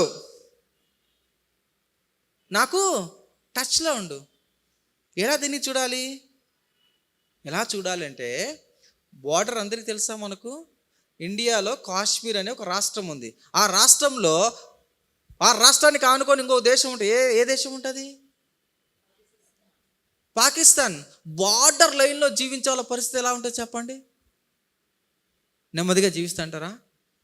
సంతోషంగా ఉంటారా? ఆనందంగా ఉంటారా? ఎలా ఉంటారు? అంటే అపవాది చేసే దాడులకు నువ్వు దగ్గరగా ఉండాలి. పాకిస్తాన్ వాడు ఎప్పుడు ఏ టైంలో ఏది వేస్తాడో, ఏం కాలుస్తాడో, ఏం చంపుతాడో అసలు ఎవరికి తెలియదు, తెలుసా? అపవాది దాడి చేసేదానికి నువ్వు దగ్గరగా ఉండాలి. దూరం పోవద్దు. ఏంటి? నువ్వు దూరం పోవద్దు. ప్రియమైన వాళ్ళారా చూడండి, మరి బార్డర్లో ఉంటే ఏం జరుగుతుందో తెలుసా? బార్డర్లో అంటే అపవాదికి దగ్గర ఉంటే ఏం జరుగుతుందో తెలుసా? చూద్దాం ఒకసారి వాక్యంలో. ఆదికాండం 33వ అధ్యాయము 18-19 మాట చదువుదాం. అట్లు యాకోబు పద్దనరాములో నుండి వచ్చిన తరువాత కానాను దేశములోనున్న షేకెమునకు ఊరికి సురక్షితముగా వచ్చి ఆ ఊరి ముందర తన గుడారము వేసెను. మరియు అతడు తన గుడారములు వేసిన పొలము యొక్క భాగమును షేకెము తండ్రి అయిన హమోరు కుమారుల యొద్ద 100 వరాహాలకు కొని అక్కడ ఒక బలిపీఠము కట్టించి దానికి ఎలోహే. చాలండి. అయితే నా ప్రశ్న, దేవుడైన యెహోవా యాకోబును ఎక్కడికి వెళ్ళమని చెప్పాడు? యాకోబును ఎక్కడికి వెళ్ళమని చెప్పాడు? షేకెంకి వెళ్ళమని చెప్పాడా? ఎక్కడికి వెళ్ళమని చెప్పాడు? వాళ్ళ తండ్రి నివసిస్తున్న ప్రాంతానికి వెళ్ళయ్యా అంటే, హెబ్రోనుకు వెళ్ళయ్యా అంటే, ఈయన ఎక్కడికి వచ్చాడు? షెకెము. ఎక్కడ? షెకెము ఆనుకొని బార్డర్లో, అంటే 2 అడుగులు వేస్తే కన్నా అట్లా షెకెం. ఏంటి? అన్యులు. ఎక్కడికి వచ్చి బార్డర్లో టెంట్ వేసుకొని హ్యాపీగా ఉన్నాడు. తర్వాత చూడండి తెలుస్తుంది. తర్వాత నెక్స్ట్ అధ్యాయం 1వ మాట చదవండి, ఏం జరిగిందో. లేయా యాకోబునకు కనిన కుమార్తె అయిన దీనా ఆ దేశపు కుమార్తెలను చూడ వెళ్ళెను. ఏంటి? ఈ బార్డర్ దాటి అక్కడికి వెళ్ళింది. ఏం జరిగింది? చూద్దామని వెళ్ళిందంట. పాపం వీళ్ళు చూద్దామని వెళ్తే వాళ్ళు కాల్ చేశారు. ఈ సమయంలో చాలా మంది యవనస్తులు ఇక్కడ ఉన్నారు. కాబట్టి ప్రియమైన వాళ్ళరా, యేసుక్రీస్తు వారి గురించి నువ్వు కూడా వింటున్నావు. అనేక రోజుల నుంచి, అనేక సంవత్సరాల నుంచి మొత్తుకొని చెప్తున్నారు. అయ్యా, యేసుక్రీస్తు వారి మాట వింటున్నారు కాబట్టి మీరు రక్షణ పొందండి, మీరు బాప్తీసం తీసుకోండి అందరూ చెప్తున్నారు లేదా? ఎంతమంది బాప్తీసం తీసుకున్నారు? ఎంతమంది దేవుడు రక్షణ ఇస్తున్నాడు అని తెలిసి ఎంతమంది ఇంకా బాప్తీసం తీసుకోలేదు? ఈ సమయంలో ఒక్కసారి మిమ్మల్ని మీరు జాగ్రత్తగా జ్ఞాపకం చేసుకోవాలి. ఒక్కసారి మిమ్మల్ని మీరు చెక్ చేసుకోండి. బాప్తీసం దగ్గరకు వచ్చాకల్లా ఇంకా మేము 10th క్లాసే కదా, మేము ఇంటర్మీడియటే కదా, మేము డిగ్రీ కదా, ఇప్పుడే పీజీకి వచ్చాం కదా, ఇప్పుడే యంగ్స్టర్స్ కదా, ఇప్పుడే మేము అంగులు. ఏంటి ఆ ఎంజాయ్? ఏ ఎంజాయ్ అంట? జాయ్ కాదంట, అది ఎంజాయ్ అంటది. అవన్నీ మేము చూడకూడదా? ఏమైనా టైంలో ఉన్నప్పుడు ఇవన్నీ మేము చూసిన తర్వాత, మ్యారేజ్ అయిన తర్వాత, పిల్లలు పుట్టిన తర్వాత, ఇల్లు కట్టుకున్న తర్వాత, కారు వచ్చిన తర్వాత, ఇంకా చివరికి పిల్లలకు పెళ్ళిళ్ళు అయిన తర్వాత, అప్పుడు వృద్ధాపంలో అప్పుడు దేవుని గురించి ఆలోచిస్తారు. కాబట్టి ప్రియమైన వాళ్ళరా, పోస్ట్ పోన్ చేయకూడదు. ఎప్పుడు పోస్ట్ పోన్ చేస్తూనే వస్తున్నాడు ఫరో. ఏంటి? పోస్ట్ పోన్ చేస్తూనే వస్తున్నాడు. దేవుడైన యెహోవా మాట్లాడుతూనే వస్తున్నాడు, పోస్ట్ పోన్ చేస్తూనే ఉన్నాడు. ఈరోజు నీతో కూడా మాట్లాడుతున్నాడు దేవుడు. బాప్తీసం తీసుకుంటారా, తీసుకోరా? అడుగుతూ ఉంటాడు పాస్టర్ గారు. ఇంట్లో వాళ్ళు కూడా చెప్తూ ఉంటారు, అయ్యా ఇంకా చాలయ్యా, అయ్యా ఇప్పుడైనా అయిపోయింది, ఇక మారు, దేవుని వైపు రా, దేవుని వైపు తిరుగు, రక్షణ పొందుకో, బాప్తీసం పొందుకో, దేవుని యందు భయభక్తులు కలిగి ఉండని. బాప్తీసం తీసుకుంటాం మనం. నేను ఎప్పుడు తీసుకున్నాను తెలుసా? 10th క్లాస్లో తీసుకున్నా. దేవుడు వర్తమానం వింటానే నా హృదయాన్ని తాకుతానే డైరెక్ట్గా వెళ్ళిపోయిన పాస్టర్ గారి దగ్గరికి, నాకు బాప్తీసం ఇవ్వండి అని. ఇంట్లో కూడా చెప్పలా. కాబట్టి ప్రియమైన వాళ్ళరా, ఒకరు నిన్ను బాప్తీసం తీసుకో అని చెప్తుంటే తీసుకోలేదు. గతంలో నేను గేట్వే చర్చిలో అసిస్టెంట్ పాస్టర్గా పనిచేశా. ఆ సమయంలో ఒక వ్యక్తి, కుమార్ అనే వ్యక్తి ఉన్నాడు. కుమార్ అనే వ్యక్తి క్రిస్టియనే, దేవుని నమ్ముకున్న వ్యక్తే. కానీ యవ్వన ప్రాయంలో దేవుని తెలుసు, యవ్వన ప్రాయం అయిపోయింది, పెళ్లి చేసుకున్నాడు. పెళ్లి చేసుకున్న తర్వాత 2 పిల్లలు పుట్టారు, బిజినెస్ చేస్తున్నాడు. నాకు ఎందుకో ఒకటేమైనా ప్రేరేపణ వస్తుంది, బ్రదర్ మీరు కనపడుతున్నారు, ఎందుకో దేవుడు నాకు ఈ మాట చెప్పాలనిపిస్తుంది, మీరు బాప్తిసం తీసుకొని బ్రదర్, బాప్తిసం తీసుకోకపోతే మీరు దేవునికి సంబంధాలు ఉండవు బ్రదర్, మీరు తెలుసుకున్నారు కానీ మీరు వచ్చేసి ఆయన కంచెలో ఉండాలి బ్రదర్, ఆయన కాపుదల కింద ఉండాలి బ్రదర్, ఆయన ఆత్మ మీ హృదయంలో ఉండాలి బ్రదర్ అంటే, బ్రదర్ మీకు తెలియదు, బాప్తిసం తీసుకుంటే లోకంలో కష్టం నా బ్రదర్. అసలు ఏంటి, సినిమాలు చూడడం కష్టం బ్రదర్, ఏంటి తిరగడం కష్టం బ్రదర్, అబద్ధాలు ఆడడం కష్టం బ్రదర్, ఏంటి కష్టం, సీరియల్స్ చూడడం కష్టం బ్రదర్ కదా. ఆ బ్రదర్ చెప్తుంటే నాకు చాలా హృదయం చాలా వేదనతో నేను అంటున్నా, ఒక్కసారి ఆలోచించు, నువ్వు రక్షణ తెలుసు, నీకు బాప్తీసం తీసుకోకుండా నువ్వు ఉంటే నీకేదైనా జరిగితే ఎవరు రెస్పాన్సిబిలిటీ? నీకు దేవునికి ఒక కమ్యూనికేషన్ ఉండాలంటే, ఒక కవర్నెంట్ ఉండాలంటే, ఒక ఖచ్చితంగా షీట్, ఒక మధ్యవర్తిగా ఉండాలంటే, ఖచ్చితంగా ఒక ఆధారం ఉండాలంటే, ఒక రిలేషన్ ఉండాలంటే, ఒక సంబంధం ఉండాలంటే, బాప్తీసం తీసుకోకపోతే ఎలా సంబంధం ఉంటుంది? ఏమండి, అతను తీసుకోలేదు. ప్రియమైన వాళ్ళరా, అడిగి వేదన పడి ప్రార్థన చేస్తున్నా. కనపచ్చినప్పుడు కుమార్ బాప్తీసం తీసుకో కుమార్ అని. ఒకరోజు తెల్లవారుజామున పోతుంటే యాక్సిడెంట్ జరిగింది, బ్రెయిన్ డెడ్. ఎంత కన్నీరు వీడ్చి ప్రార్థన చేశానో, ఎంత వెళ్ళి ప్రార్థన చేస్తే కొద్దిగా మాట్లాడుతూ ఒక మాట అన్నాడు, నువ్వు చెప్పిన మాట నేను వెళ్ళే బ్రదర్ అని. ప్రేమైన వాళ్ళరా, అదే రోజు నేను చెప్పినప్పుడు, అన్నిసార్లు అడిగినప్పుడు ఒక్కసారి ఆయన బాప్తిసం తీసుకునిటే పరిశుద్ధాత్మ దేవుడు కాపుదలగా ఉండింది. హల్లెలూయా. నిన్ను ప్రతి ఒక్క ఇబ్బందుల నుంచి, ప్రమాదాల నుంచి తప్పించే దేవుడు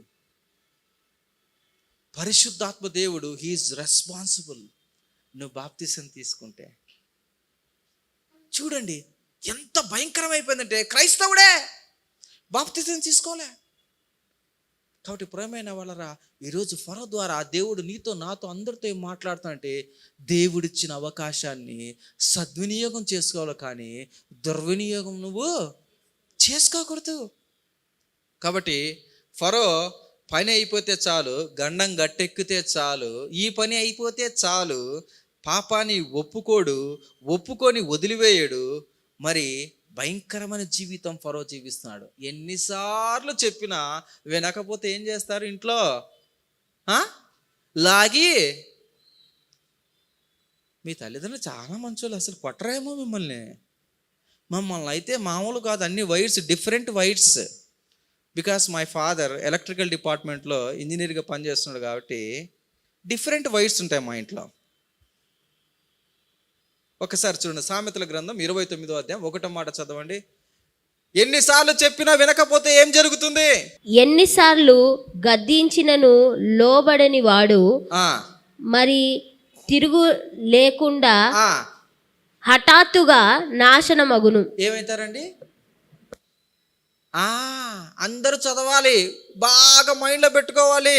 ఎన్నిసార్లు చెప్పినా మీరు వినకపోతే చెప్పడం మానేస్తాడు. ఆయన చెప్పడం మానేసాడంటే తర్వాత నీకు ఉంటుంది మరి ముందు. హల్లెలూయా. కాబట్టి ప్రియమైన వాళ్ళరా, ఈ 7వ తెగుల్లో మరి చూస్తున్నాం దేవుడు ఇప్పుడు దాకా మనతో మాట్లాడేది. తర్వాత మనము ముందుకు వెళ్దాం. 8వ తెగులు గమనిద్దాం. నిర్గమకాండము 10వ అధ్యాయము 1వ వచనం చదవండి. కాగా ఆ యెహోవా మోషేతో ఆ ఫరో యొద్దకు వెళ్ళుము, ఆ నేను యెహోవానని మీరు తెలుసుకున్నట్లును నేను చేయు సూచక్రియలను ఐగుప్తీయుల ఎదుట కనపరచుటకును నేను వారి ఎడల జరిగించిన వాటిని వారి ఎదుట చేసిన సూచక్రియలను నీవు నీ కుమారులకును ప్రచురము చేయునట్లు. చూడండి, హల్లెలూయా, దేవునికి స్తోత్రం. ఎందుకు ఈ తెగుళ్ళను దేవుడు చేస్తూ ఉన్నాడంటే, దేవుడు దూరదృష్టి కలిగి దేవుడు ఫ్యూచర్ను ఆలోచించి మోషేకు చెప్తున్నాడు, ఇప్పుడు దాకా ఈ తెగుళ్ళు వచ్చాయి కదా, ఈ తెగుళ్ళ గురించి నువ్వు రాయనాయన. నిర్గమకాండం రాసింది ఎవరు? ఆయనే రాసి ఏం చేయాలి? ఇది మీ పిల్లలకు ప్రచురము చేయునట్లు. పిల్లలకు ఇప్పుడు వచ్చినాక ఇప్పుడు మనం మాట్లాడుకుంటున్నాం అదే తెగుళ్ళను ధ్యానం చేయాలి. అదే ధ్యానం చేస్తున్నాం మనం. వాళ్ళు రాసినా కదా మనం ఇప్పుడు చదివేది, లేకపోతే మనకేంటి తెలుసు? ఒకసారి 4వ మాట చదవండి, 14 చదవండి. నీవు నా జనులను పోనీయనొల్లని ఎడల ఇదిగో రేపు నేను మిడతలను నీ ప్రాంతములోనికి రప్పించెదను, ఎవడును నేలను చూడలేనంతగా అవి దాన్ని కప్పును. ప్రేమైన వాళ్ళ చూడండి, ఇక్కడ మిడతల దండును పంపిస్తున్నాడు. ఏంటి మిడతల దండు? ఎట్లంట? ఏం చుల్లేవంట నువ్వు? ఏం చుల్లేరంట? నేలను చూడలేనంతగా కప్పేస్తారంట. ఏంటి అసలు మిడతలు ఎందుకు వస్తాయి అసలు?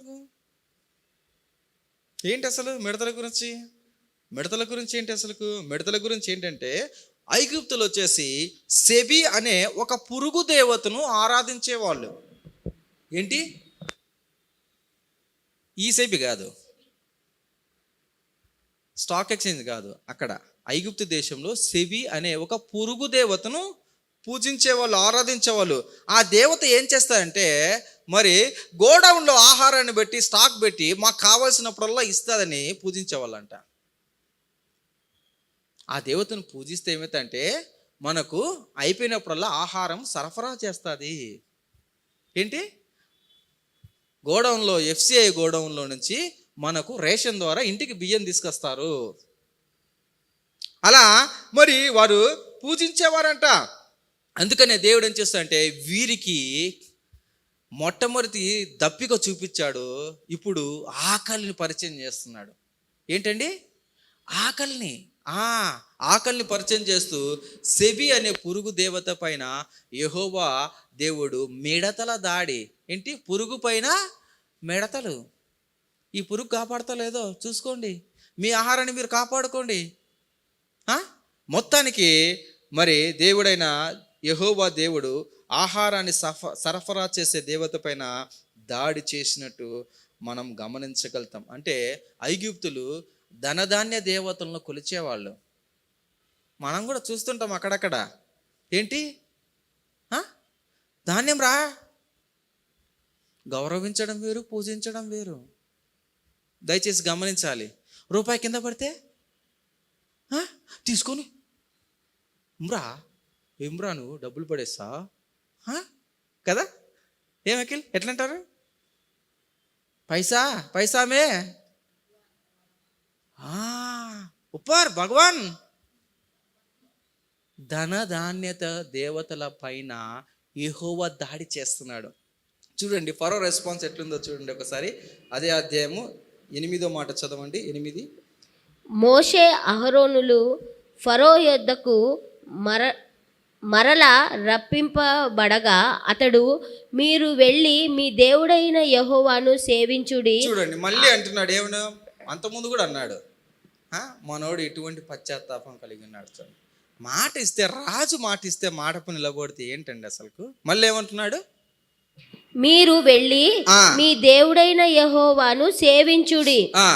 అందుకు ఎవరెవరు వెళ్ళుదురని వారిని అడిగాను. చూడండి 5వ అధ్యాయం చూస్తే, మా దేవుడైన యెహోవాను సేవించడానికి మేము మా పిల్లలతో, మా స్త్రీలతో, మా భార్యలతో, మా బంధువులతో, మాకున్న ఆస్తితో, మాకున్న పశువులతో అందరితో వెళ్ళి మేము ఆరాధిస్తామయ్యా అని అడిగితే, ఇప్పుడు ఏమంటాడు మళ్ళీ, ఎవరెవరు వెళ్తారు చెప్పు అసలుకు. బాబా బాబా బా వాటే యాక్టింగ్ అసలుకు.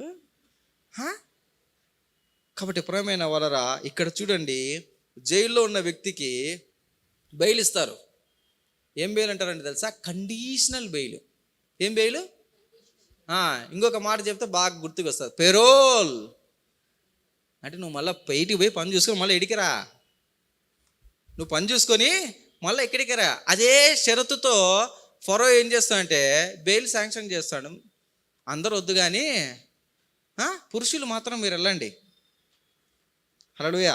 కాబట్టి ప్రియమైన వాళ్ళరా, మరి చూస్తున్నాం, మరి 9వ తెగులును మనం ధ్యానం చేద్దాం. 9వ తెగులు నిర్గమకాండం 10వ అధ్యాయము, అదే అధ్యాయము 21 నుంచి 23 వరకు చదువుదాం. అందుకు యెహోవా మోషేతో, ఆకాశము వైపు నీ చేయి చాపుము, ఐగుప్తు దేశము మీద చీకటి చేతికి తెలియనంత చిక్కని చీకటి కమ్ముననెను. నీ చెయ్యి ఇలా పెడితే నీ చెయ్యి గుణగడపు రాదు.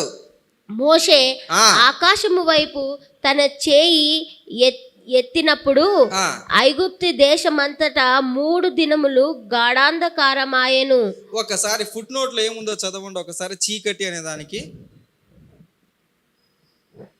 ఫుట్ నోట్ లో అంటే కింద ఉంటది. ఫుట్ నోట్ అంటే తడువులాడంటే కళ్ళు తెరిచి ఇట్లా పెట్టే కూడా ఇట్లా పోవాలన్నమాట.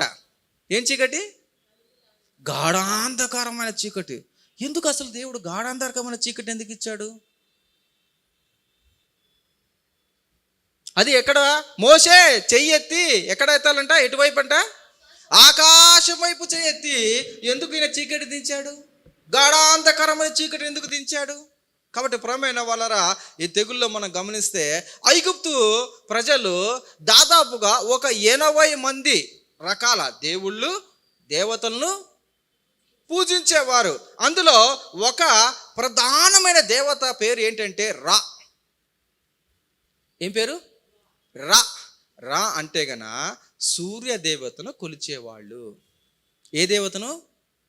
సూర్య దేవతను కొలిచేవారు. ఫరో అన్నా కూడా, ఫరో పేరు కూడా సూర్యుని పేరే. ఈ ఫరో వెలుగు ఇచ్చేవాడు. ఏ ఫరో? ఈ ఫరో వెలుగిచ్చేవాడు, ఈ ఫరో శక్తినిచ్చేవాడు అని ప్రజలందరూ ఫరోను కొలిచేవాళ్ళంట. రోమీల సమయంలో కూడా దేవుడు ఎవరంట? ప్రభువు. కొలిచేవాళ్ళు. అందుకనే దేవుడు ఏం చేస్తున్నాడంటే, మరి ఈ దేవుడు యెహోవా దేవుడు ఏం చేస్తాడంటే, వారు కొలుస్తున్న ఆ సూర్య దేవత పైన ఏం చేస్తాడంటే చీకటి. ఎలాంటి చీకటి? గాఢాంధకారం. కాసుకో బిడ్డ. అసలు నీ ఫరో సూర్యుడైతే వెలిగివ్వాల. 3 రోజులు ఎలా ఉన్నట? పాపం చీకటి ఎలా ఉన్నారు 3 రోజులు. అసలు మనము కొద్దిసేపు కరెంటు పోతేనే మామూలుగా కాదు అసలు. 3 రోజులు చీకటి. ఎందుకంటే అక్కడ ఫరో దేవుడు కాదు. ఫరో కూడా ఒక ఆర్డినరీ మనిషే. ఫరో వెలుగు కాదు. ఫరో శక్తి కాదు. ఎవరికి ప్రూవ్ చేశాడు? ఐగుప్తు ప్రజలకు ప్రూవ్ చేశాడు, ఇశ్రాయేలు ప్రజలకు తెలియజేశాడు. అప్పుడు దాకా ఫరో అంటే భయపడుతున్నారు. ఫరో అంటే ఎవరు? సూర్యుడు కుమారుడు. ఫరో అంటే ఎవరు? సూర్యుడు. ప్రియమైన వాళ్ళారా, చూడండి, గాఢాంధకరమైన చీకటి 3 రోజులు కమ్మిందంట. సో సూర్యదేవత శక్తిని ఆయన విరగొట్టాడు. ఆయన చెప్తేనే సూర్యుడు రావాలి. హల్లెలూయా. సూర్య చంద్ర నక్షత్రాలు ఎవరు చెప్తే వచ్చాయి? ఆయన చెప్తేనే. కాబట్టి సత్యాన్ని తెలిసేదానికి, అబద్ధాన్ని ఎక్స్పోజ్ చేసేదానికి దేవుడు ఈ కార్యాన్ని చేసినట్టు మనం గమనించగలుగుతాం. అప్పుడు దాకా ప్రజలు ఫరో అంటే భయం, ఫరో అంటే వెలుగు, ఫరో అంటే శక్తి, ఫరో అంటే అధికారము, ఫరో ఏమైనా చేయగలుగుతాడని అందరూ నమ్మి విశ్వసించేవాళ్ళు. ఇప్పుడు ఫరో అంటే జీరో, ఫరో అంటే మనిషే, ఫరో అంటే మాలో ఒకడే, ఫరో ఏం చేయలేడు. ప్రేమైన వాళ్ళ చూడండి, దేవుడు ఎంత ప్రేమ కలిగిన దేవుడు అంటే ఇశ్రాయేలు ప్రజలకు ఎంతో ప్రేమిస్తున్నాడు. ఎంత ప్రేమిస్తున్నాడు అంటే ఆయన్ను ఆరాధించడానికి వచ్చేటప్పుడు ఉన్న అడ్డంకులన్నీ కూడా ఒక్కొక్కటి తీసివేస్తూ వస్తున్నాడు. హల్లెలూయా. ఇంకా లోతుకు వెళ్ళి మాట్లాడుకోవాలంటే సమయం లేదు కాబట్టి నేను మాట్లాడను. దేవుని చిత్తం అయితే ఇంకొకసారి ప్రత్యేకంగా దీని గురించి మాట్లాడతా. సూర్యుడిని ఎక్కడెక్కడ కొలుస్తారు? ఏ దేశాలు కొలుస్తారు? ఏ నమస్కారాలు చేస్తారు? అబ్బా భలే చెప్తారు అసలు. దేవునికి స్తోత్రం. ఏంటి? సో మనకి ఇప్పుడు పిక్చర్ అర్థమైపోయింది. అర్థమైందా లేదా? ఇంకోసారి దేవుని చిత్తం మీద లోతుగా నేను మాట్లాడతా. ఎన్ని తెగులు అయిపోయినాయి? 9. ఇంకొకటి మిగిలింది. దేవునికి స్తోత్రం. మరి 10వ తెగులును మనం ఒకసారి గమనిద్దాం. 10వ తెగులు దేవుడైన యెహోవా సెలవిచ్చినట్టు ముందుగానే చెప్పాడు. ఐగుప్తులో ఉన్న జ్యేష్ఠులందరినీ కూడా నేను హతము చేస్తా. ఐగుప్తులో జ్యేష్ఠుల మరణం, ప్రాణాలు పోవడం, అదే రీతిగా ఇంకొక సపరేషన్ జరుగుతుంది. అక్కడ మరణాలు పోతాయి. ఐగుప్తులో ఉన్న ప్రజలలో ఇశ్రాయేలు ప్రజలు ప్రాణాలు కాపాడబడతాయి. ఏంటండి? అక్కడ మరణాలు వాళ్ళకు వస్తాయి, ఇశ్రాయేలు ప్రజలకు మాత్రము మరణం రాదు. ఎందుకు మరణం రాదు? ఒకవైపు ఏమో ఇశ్రాయేలు ప్రజల పెద్ద కుమారులు అందరూ కూడా చనిపోతున్నారు, ఇంకొక వైపు ఏమో ఇశ్రాయేలు ప్రజల పెద్ద కుమారులు అందరూ బ్రతుకుతున్నారు. కారణం ఏంటంటే వారు పస్కాను ఆచరించరు.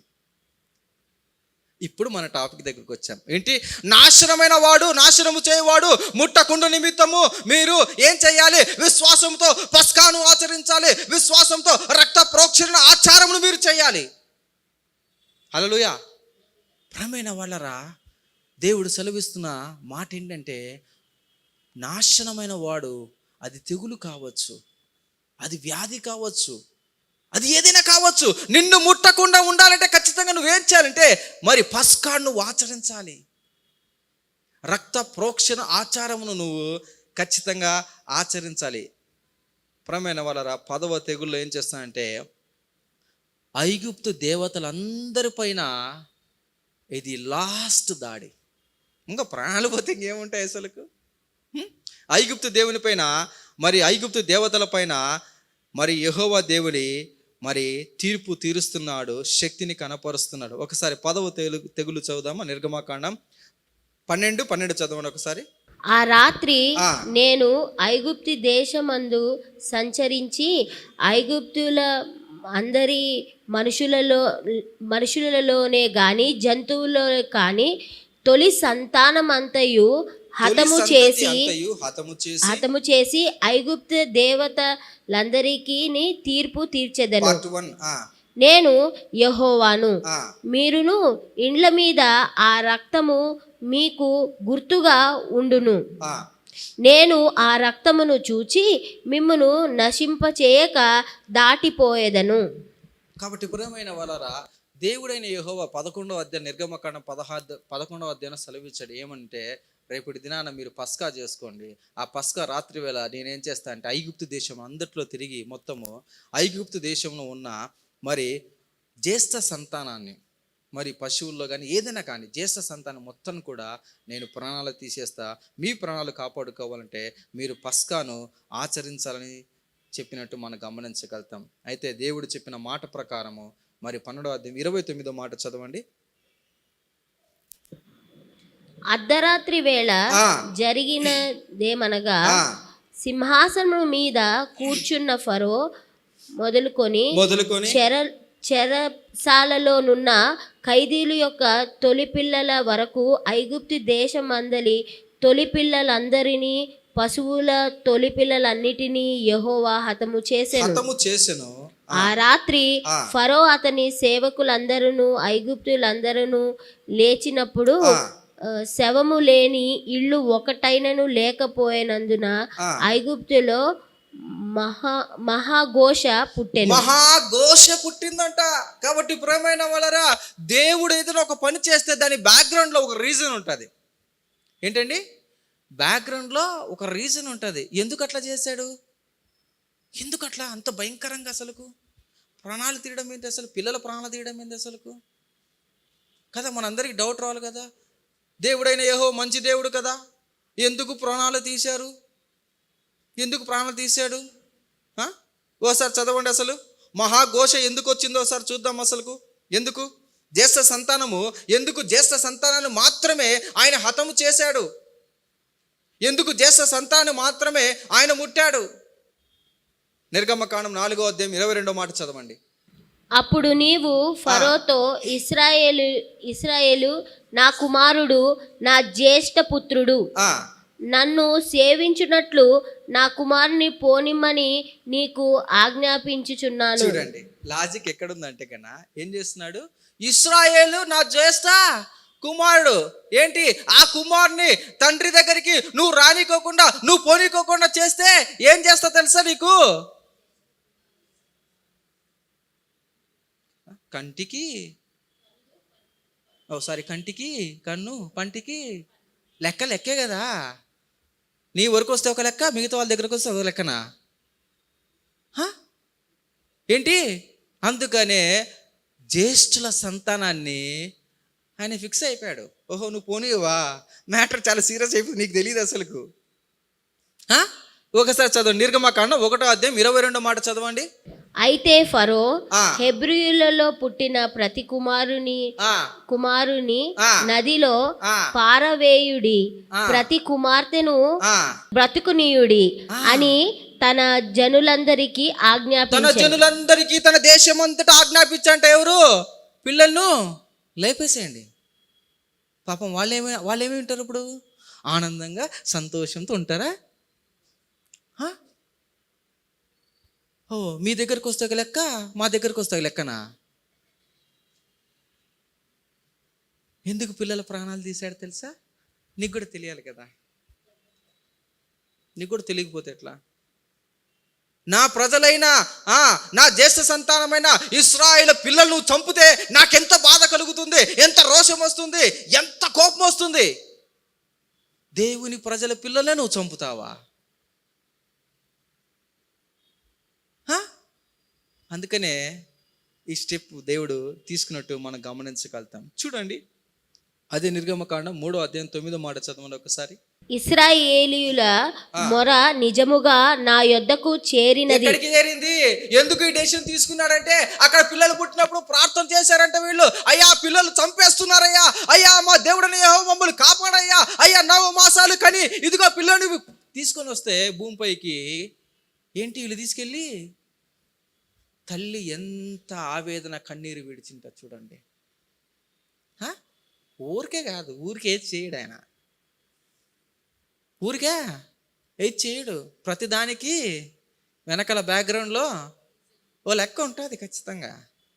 మనకు కూడా లెక్క ఉంది. లెక్కలు మనం కూడా చెప్పాలా యేసయ్య దగ్గరికి వెళ్ళినప్పుడు. కాబట్టి ప్రియమైన వాళ్ళ you should be very careful. కాబట్టి ప్రియమైన వాళ్ళ ఇక్కడ చూస్తే ఫరో సింహాసనం నుంచి మొదలుకొని జైలులో ఉన్న ఖైదీ వారి పిల్లల వరకు శవము లేని ఇల్లు లేదు. అర్ధరాత్రి మహాఘోష మరి ఎందుకు పుట్టిందంటే దానికి కారణం ఇదే. చూడండి ఫరో నిరాకరణ నాశనాన్ని తెచ్చినట్టు మనం గమనించగలుగుతాం. అయితే నా ప్రశ్న, మరి ఎందుకు దేవుడు ఇలా చేశాడంటే 7వ తెగులు వరకు ఫరో హృదయానికి ఏం కాలేదంట. 7వ హృదయాన్ని నుంచి మెల్లమెల్లగా హృదయాన్ని తాకుతుంటే నొప్పి, బాధ, వేదన, దుఃఖము, కన్నీరు. ఇప్పుడు ఫరో ఇంటిలోనే ఫరో జ్యేష్ఠ సంతానమైన కుమారుడు చనిపోతే ఇప్పుడు రెస్పాన్స్ బాగా వచ్చింది. ఏ రెస్పాన్సు? కాబట్టి ఒక్క దెబ్బతో హృదయము అతలాకుతలమైపోయింది. గోటితో పోయేదాన్ని ఎంతవరకు తెచ్చుకున్నాడు? ఇంటి వరకు తెచ్చుకున్నాడు ఈయన. మనం కూడా కొన్నిసార్లు అట్లా పోతుంటాం, ఇంటికాడికి తెచ్చుకుంటున్నాం విషయాలన్నీ, ఎక్కడితో పోగొట్టుకోవాల్సి ఉంటాయి. కాబట్టి ప్రియమైన వాళ్ళరా, ఇక్కడ డియర్ ఫ్రెండ్స్, తెగుళ్ళ ద్వారా మనము నేర్చుకోవాల్సిన పాఠాలు ఏంటి చూద్దాం. మనకు అయిపోయింది, 10 తెగుళ్ళు అయిపోయింది. ఇంకా పస్కాలోకి వెళ్ళలేదు మనం, ఇంకా రక్త ప్రోక్షణలోకి మనం వెళ్ళలేదు. పస్కా ముందు ఏం జరిగింది, ఎందుకు పస్కా చెయ్యాలని మాత్రం ఇప్పుడు దేవుడు మనకు సెలవిచ్చాడు. పస్కా చెయ్యాలి. పస్కా అంటే ఏంటి, ఎందుకు చేయాలి, ఎవరు చేయాలి, ఎప్పుడు చేయాలి, పస్కా చేస్తే వచ్చే లాభం ఏంటి, ఇవన్నీ దేవుని చిత్తం అయితే లోతుగా మనం ధ్యానం చేద్దాం. రక్త ప్రోక్షణ అంటే ఏంటి, రక్తం ఏం చేస్తుంది, కాబట్టి ఇవన్నీ కూడా మనము తెలుసుకోవాలి డియర్ ఫ్రెండ్స్. మరి తెగుల ద్వారా మనం నేర్చుకోవాల్సిన పాఠాలు ఏంటని చూస్తే గన మొట్టమొదటిగా చూడండి, ఫరో దేవుని మాట వినకపోవడం. ఫరో దేవుని మాట వినకపోవడం. కాబట్టి యవనస్తులారా, మరి ఇది మీ ఇంట్లో కూడా లేకపోతే సంఘంలో కూడా దేవుడు కానీ తల్లిదండ్రులు కానీ చెప్తే వినకపోతే ఏమైతే తెలుసా, ఒక స్టేజిలో నష్టం వాటిల్లుతుంది. కాబట్టి నువ్వు దేవుని మాట వినాలని దేవుడు ఆశపడుతున్నాడు. మీ కుటుంబంలో మీ తల్లిదండ్రుల మాట వినాలని ఆశపడుతున్నాడు. సంఘంలో మీ సంఘ కాపరి మీ పాస్టర్ గారి మాట వినాలని దేవుడు ఆశపడుతున్నాడు. ఎన్ని అవకాశాలు ఇచ్చినా కూడా వినకపోవడం వల్ల ఆయన మొత్తం పోగొట్టుకున్నాడు. గర్వంతో హృదయాన్ని కఠినం చేసుకొని రాజ్యాన్ని పోగొట్టుకున్నాడు, దేశాన్ని పోగొట్టుకున్నాడు, కుమారుని పోగొట్టుకున్నాడు, ఆహారాన్ని పోగొట్టుకున్నాడు, సైన్యాన్ని పోగొట్టుకున్నాడు, సమస్తాన్ని పోగొట్టుకున్నాడు.